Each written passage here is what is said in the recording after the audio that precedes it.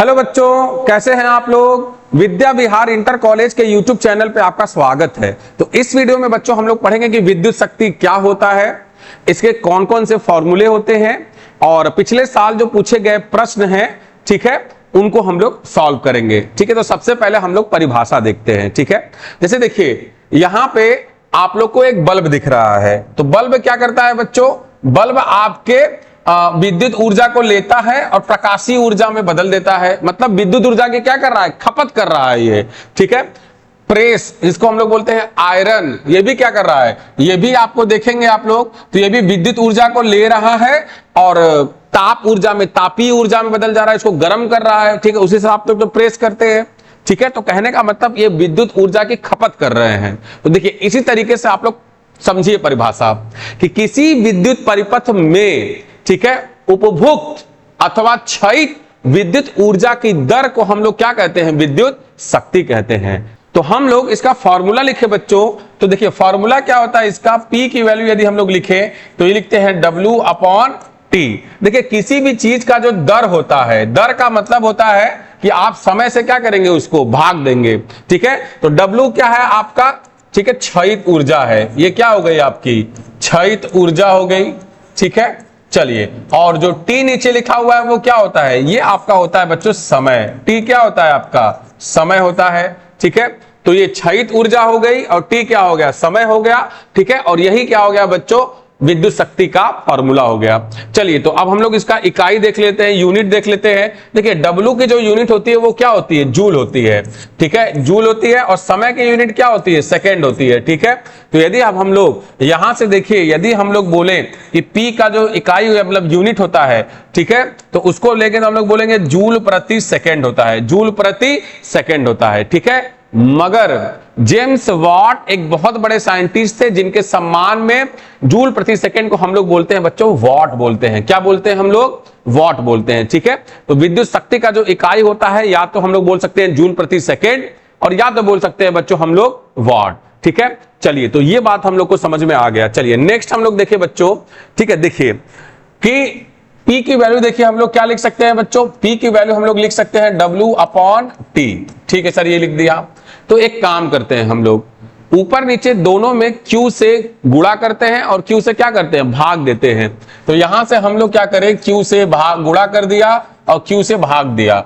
ठीक है, अब देखिए ऐसा क्यों किया आप लोग को अभी समझ में आएगा। तो यहां पे हम लोग लिख सकते हैं W अपॉन Q, ये लिख दिया हम लोगों ने, इंटू क्या लिख दिया बच्चों, Q अपॉन T, ये लिख दिया हम लोगों ने। तो देखो W अपॉन Q क्या होता है बच्चों, जरा बताइए आप लोग, विभवांतर होता है। क्या होता है, विभवांतर। ठीक है, तो यहां पे हम लोग लिखेंगे V और यहां पे क्या लिखेंगे, I। तो इस तरीके से यदि हम लोग देखें तो P की वैल्यू हम लोगों ने क्या लिख दिया, VI। तो ये बहुत इंपॉर्टेंट फार्मूला है, ये आप लोग याद करेंगे। ठीक है, तो P की वैल्यू हो गई V इंटू I। देखिए यहां से यदि हम लोग P का एक और मात्रक लिखें तो ये आपका मात्रक होता है V का वोल्ट और I का मात्रक होता है एम्पियर। ठीक है, तो P का मात्रक एक और लिख सकते हैं हम लोग, क्या लिख सकते हैं, वोल्ट एम्पियर। तो हम लोग एक मतलब जो वॉट है उसको हम लोग 1 वोल्ट एम्पियर भी बोल सकते हैं। ठीक है, तो बच्चों हम लोगों ने 2 फॉर्मूले अभी हम लोगों ने शक्ति का डिराइव किया। कौन कौन सा किया बच्चों, W अपॉन T और दूसरा क्या किया हम लोगों ने, V इंटू I। तो ये 2 फार्मूला बच्चा हम लोगों ने डिराइव किया। ठीक है, इसके और भी फार्मूले हैं, उसको भी डिराइव करना है। तो उसके लिए हम लोग क्या करते हैं, उसके लिए मान लीजिए हम लोग कोई भी उपकरण ले लेते हैं बच्चों। तो दुनिया में कोई भी उपकरण हो उसका कुछ न कुछ तो प्रतिरोध होगा ही होगा। ठीक है, तो चलिए देखिए, अब यहां से मान लीजिए आपका कोई ये प्रतिरोध है और इसमें यदि धारा कोई I बह रही है और इसके दोनों सिरों के बीच जो विभवांतर होगा, तो हम लोग को पता है कि ओम से नियम से हम लोग क्या लिख सकते हैं, V की वैल्यू क्या लिख सकते हैं, IR लिख सकते हैं। ठीक है, इतना हम लोग को पता है। या फिर यहां से I की वैल्यू को क्या लिख सकते हैं, ये VR उधर भेज दीजिए तो V बाई R भी लिख सकते हैं। ठीक है, तो ये हम लोग के पास ओम का नियम ये ऑलरेडी पता है हम लोग को, हम लोगों ने इसको बहुत अच्छे से समझा भी है। तो अब देखिए बच्चों, जैसे यहां पे देखिए P की वैल्यू हम लोगों ने क्या पढ़ा हुआ है कि V इंटू I। ठीक है, P की वैल्यू क्या है, V इंटू I है। तो हम लोग क्या करते हैं कि V की वैल्यू को हम लोग यहां पे रखते हैं। तो V की value V is equal to I into R, मान लीजिए इसको समीकरण 1 मानते हैं। समीकरण 1 में रखने पर, किस में रखने पर, समीकरण 1 में रखने पर, समीकरण 1 में रखने पर। ठीक है, तो समीकरण 1 में रखिए आप V equal to I R। तो आपको बच्चों यहां से क्या मिल जाएगा, ठीक है, P की वैल्यू जो आप लोग को मिल जाएगी I इंटू आर इंटू आई, ठीक है। तो P की वैल्यू बच्चों क्या हो गई आपके पास, I इंटू आई गुणा होकर क्या हो जाएगा, आई स्क्वायर इंटू आर। तो देखिए आपको शक्ति का एक आपको ये भी फार्मूला आप लोग को पता चल गया, ठीक है। चलिए तो अभी एक और फार्मूला हम लोग डिराइव करते हैं। तो देखिए अब मान लीजिए कि I की वैल्यू V बाई आर, आई की वैल्यू जो है क्या है, देखिए V बाई आर समीकरण 1 में रखने पर, समीकरण 1 में रखने पर, ठीक है। तो समीकरण 1 में रख दीजिए। समीकरण 1 में रखने पर यदि आप समीकरण 1 में रखते हैं तो देखिए क्या मिल जाएगा आपको बच्चों कि P की वैल्यू क्या मिल जाएगी आप लोग को, P की वैल्यू आप लोग को मिल जाएगी V इंटू आई। तो V की वैल्यू तो V ही रहने दीजिए, I के जगह पे V बाई आर लिख दीजिए। तो P की वैल्यू देखिए यहां से क्या मिल गया बच्चा, P की वैल्यू आप लोग लिखेंगे तो मिल गया आप लोग को V स्क्वायर बाई आर, ठीक है। चलिए तो इस तरीके से हम लोगों को इतने सारे फार्मूले विद्युत शक्ति के मिल गए, ठीक है। तो देखिए कौन कौन से आपके फार्मूले हैं, ध्यान से देखिए। तो P की वैल्यू आप लोग को क्या मिल गई, P की वैल्यू आप लोग को मिल गई सबसे पहले W अपॉन T, ठीक है सर। दूसरा क्या मिला, V इंटू आई, ठीक है सर। तीसरा क्या मिला, आई स्क्वायर इंटू आर। चौथा क्या मिला, V स्क्वायर बाई आर। तो इस तरीके से इतने सारे फॉर्मूले हम लोग को मिल गए, ठीक है। तो आशा करता हूं कि आप लोग को विद्युत शक्ति की परिभाषा और जो फॉर्मूले हमने डिराइव किया है बहुत अच्छे से समझ में आया होगा। तो देखिए बच्चों अब हम लोग क्या करते हैं, कुछ न्यूमेरिकल सॉल्व करते हैं। तो ध्यान से देखिए, देखिए ये एनसीईआरटी का आपका न्यूमेरिकल है और इस बात का आप लोग ध्यान रखेंगे कि एनसीईआरटी के सारे क्वेश्चन को आप लोग सॉल्व करेंगे कि उसके पूछने की जो संभावना है वो एग्जाम में सबसे ज्यादा है, फिर उसके बाद पिछले साल का क्वेश्चन। तो हम लोग सबसे पहले एनसीईआरटी क्वेश्चन कर लेते हैं और कुछ क्वेश्चन हम लोग क्या करेंगे पिछले साल में जो पूछे गए उसको देखते हैं। देखिए ध्यान से, कोई विद्युत बल्ब, ठीक है, कोई विद्युत बल्ब है यदि 220 वोल्ट के जनित्र से संयोजित है, 220 वोल्ट के जनित्र से क्या है बच्चों, संयोजित है, मतलब लगे हुए हैं। यदि बल्ब से 0.5 एम्पीयर की विद्युत धारा प्रवाहित होती है तो बल्ब की विद्युत शक्ति क्या होगी। तो देखिए सबसे पहले हम लोग देखेंगे कि इसमें क्या क्या दिया है बच्चों, ठीक है। तो आपको विद्युत बल्ब का विभवांतर दे दिया है, ये कितना दिया है बच्चों, 220 वोल्ट, ठीक है। और क्या दिया है, देखिए संयोजित है, ठीक है। तो मतलब एक बल्ब ले लीजिए इस तरीके से, ठीक है, और ये आपका 220 वोल्ट के जनित्र से संयोजित है। तो यहां पे आप लोग लिख लीजिए 220 वोल्ट और V की वैल्यू ये हो गई, ठीक है। चलिए तो आप बोला बल्ब से 0.5 एम्पीयर की धारा प्रवाहित हो रही है, ठीक है। चलिए ध्यान से देखिए, यहां पे जो 0.5 एम्पीयर की धारा क्या हो रही है बच्चों, प्रवाहित हो रही है। तो अब देखिए, तो आप पूछ रहा है तो विद्युत बल्ब की शक्ति क्या है। तो विद्युत बल्ब की शक्ति पता होने के लिए बच्चों इसके दोनों सिरों के बीच कितना विभवांतर है वो पता कर ले हम लोग। तो शक्ति का जो परिभाषा सबसे पहला फार्मूला होता है V इंटू आई, ठीक है। आई हमको दिया हो गया है, यदि बल्ब के दोनों सिरों के बीच हम लोग विभवांतर ज्ञात कर ले, ठीक है, तो हम लोग को मिल जाएगा। और देखिए विभवांतर क्या है, विभवांतर आपका दिया हुआ है 220 वोल्ट। देखो ये जो बैटरी है बच्चों ध्यान से देखिए, डायरेक्ट जाके इसी दोनों के सिरों पे लगा हुआ है कि नहीं लगा हुआ है, ठीक है। तो जितना आपका इसका बैटरी का जो विभवांतर है ये जाके बल्ब पे लग जाएगा। तो यहां पे आप P की वैल्यू लिखेंगे, ठीक है। तो यहां से आपको मिल जाएगा V की वैल्यू, V की वैल्यू मतलब आपको क्वेश्चन में दिया हुआ है। और I की वैल्यू बच्चों क्या दिया हुआ है, 0.5 एम्पीयर। कितना दिया है, 0.5 एम्पीयर। तो यहां पे आप 0.5 रखेंगे और दोनों को गुणा करेंगे तो कितना आ जाएगा, 110 वॉट, ठीक है। तो आशा करता हूं कि आपको समझ में आया हो। तो नेक्स्ट क्वेश्चन देखते हैं बच्चों हम लोग। देखिए कि किसी विद्युत इस्त्री में, ठीक है, तो मैंने देखिए सबसे पहले आप लोग के लिए एक विद्युत इस्त्री बना दिया है ताकि आप पहले अपने दिमाग में बैठा लीजिए, ठीक है। तो किसी विद्युत इस्त्री में अधिकतम तापन दर के लिए, मतलब जब अधिकतम तापन दर मतलब जब ये सबसे ज्यादा हीट होता है तब, जब सबसे ज्यादा गर्म होता है तब, ठीक है, तो 840 वॉट की दर से ऊर्जा उपभुक्त होती है। मतलब कि 840 वॉट ये क्या करता है, शक्ति लेता है। देखिए यहाँ पे आपका ये W क्या बता रहा है, W बता रहा है कि वॉट है। वॉट का मतलब क्या समझेंगे आप लोग कि विद्युत शक्ति है, ठीक है। चलिए तो जब आपका अधिकतम तापन दर है तो आपको विद्युत शक्ति कितना ले रहा है, ये 840 वॉट। और जब आप लोग का न्यूनतम तापन दर है तो कितना ले रहा है, 360 वॉट, ठीक है। ये दिया हुआ देखिए कि तथा 360 वॉट की दर से उस समय भुगतती है जब तापन की दर क्या होती है, निम्नतम होती है, ठीक है।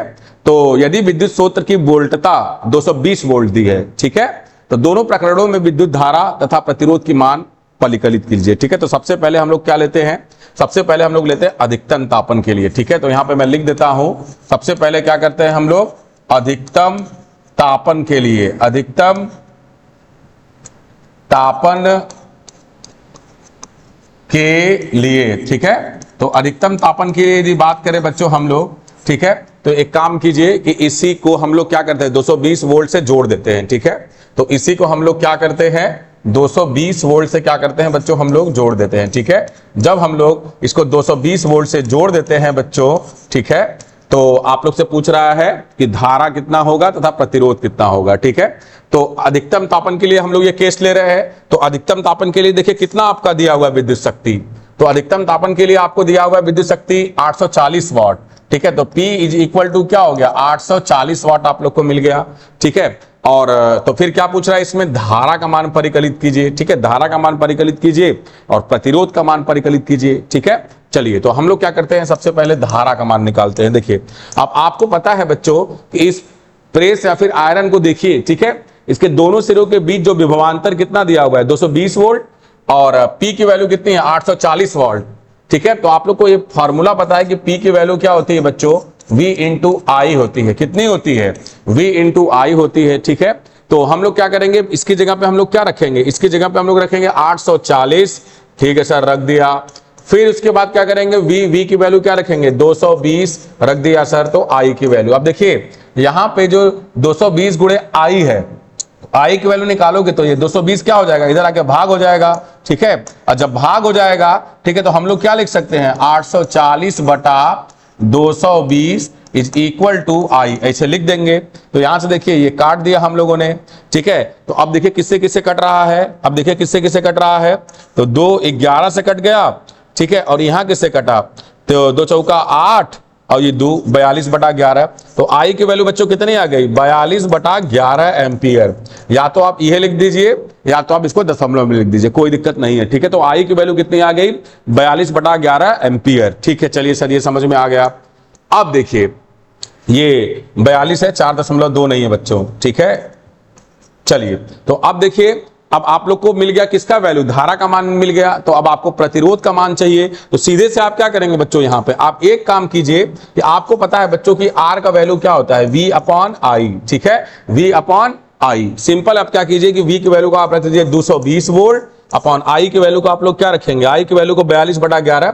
तो यहां पे 42 बटा 11 कर दीजिए, ठीक है, और उसको फिर सॉल्व कर लीजिए, ठीक है। तो अच्छा देखिए यहाँ पे 42 बटा 12 भागा में है, तो हम लोग इसको क्या करेंगे गुणा में बनाने के लिए क्या करेंगे तो R की वैल्यू हम लोग क्या लिखेंगे बच्चों, देखिए क्या लिखा हुआ है, देखिए R की वैल्यू लिखिए 220, ठीक है 220, ठीक है। अब बटा कितना लिखा हुआ है देखिए 42 बटा 11। तो ये क्या हो जाएगा 42 नीचे रहेगा और 11 कहां चला जाएगा ऊपर चला जाएगा, ठीक है।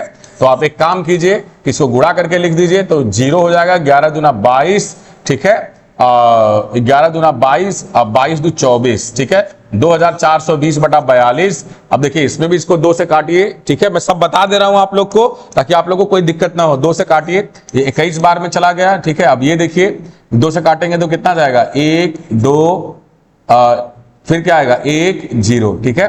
तो आपका कितना हो गया 1210 अब बटा कितना हो गया 21 हो गया। तो काटेंगे तो कितना आएगा हमारा कटेगा नहीं, है एक कितना है 1210 है अपॉन कितना है 21 है, एक मिनट 1210 अपॉन 21 हो गया, ठीक है।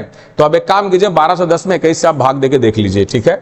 तो 1210 में आप एक काम कीजिए 21 से आप भाग दीजिए तो कितनी बार में जाएगा 21 पचे, ठीक है। तो 21 पचे कितना हो जाएगा 5 एकम 5 अपॉन दूना 10 105। तो 11 में से 5 गया कितना बचा 6, 1 बच गया 16, अब बचा कितना 60। अब देखिए 21 को कितनी बार में लेके जा सकते हैं आप लोग तो 7 बार में लेके जा सकते हैं। कितनी बार में लेके जा सकते हैं 7 बार में, ठीक है। तो 7 एकम 7 और 7 दूना 14, ठीक है। तो 10 में से 7 गया कितना बचा 3, ठीक है।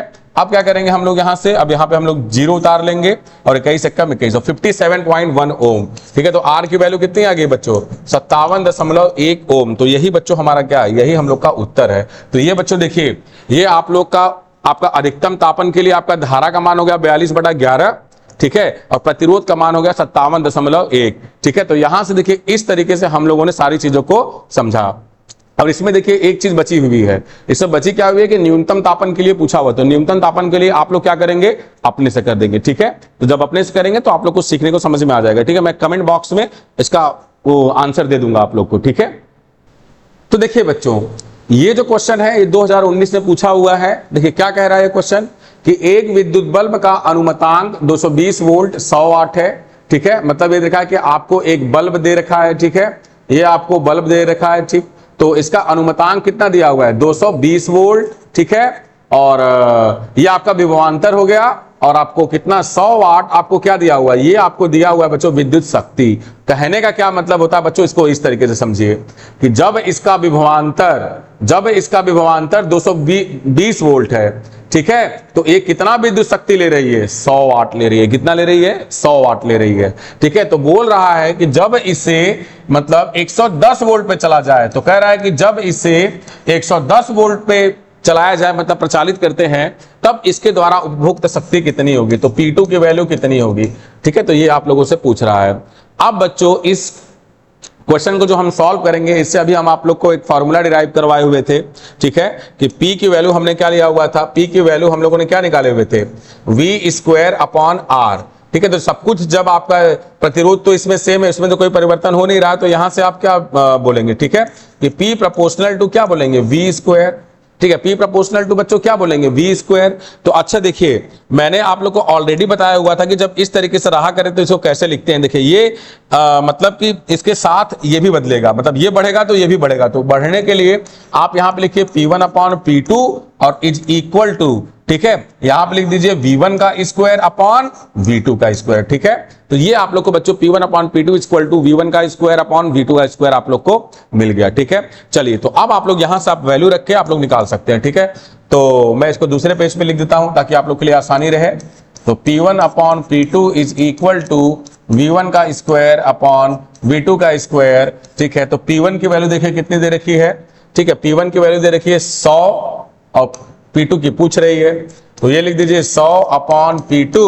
और V1 की वैल्यू कितनी दे रखी है बच्चों, V1 की वैल्यू आपको दे रखी है 220 वोल्ट। ठीक है, तो V1 की वैल्यू आपको दे रखी है 220 वोल्ट। ठीक है, तो 220 का स्क्वायर अपॉन नीचे कितना है आपका 110 का स्क्वायर। V2 की वैल्यू कितनी है 110 है, तो इस तरीके से आप लोग लिख लिए। चलिए इसको आप लोग सॉल्व कर दीजिए, आप लोग को आंसर मिल जाएगा।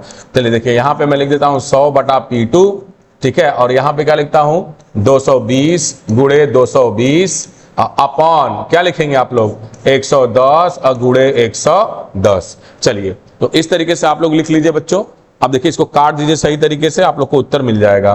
देखिए ये कितने बार में 110 दूना ये 220, 110 दूना 220, तो ये क्या हो गया 100/P2 इज इक्वल टू कितना हो गया, ये हो गया आपका 4। तो P2 को आप यहां ले जाइए, 4 को यहां भेज दीजिए। तो यहां से आप लोग क्या लिखेंगे, P2 की वैल्यू आप लोग क्या लिखेंगे, P2 की जब वैल्यू लिखेंगे तो ये लिखेंगे 100/4 और ये कितना आ जाएगा 25 आ जाएगा। कितना आ जाएगा 25। तो P2 की वैल्यू बच्चों कितनी हो जाएगी 25 वाट। ठीक है, तो यही हम लोग का क्या है बच्चों, यही हम लोग का उत्तर है।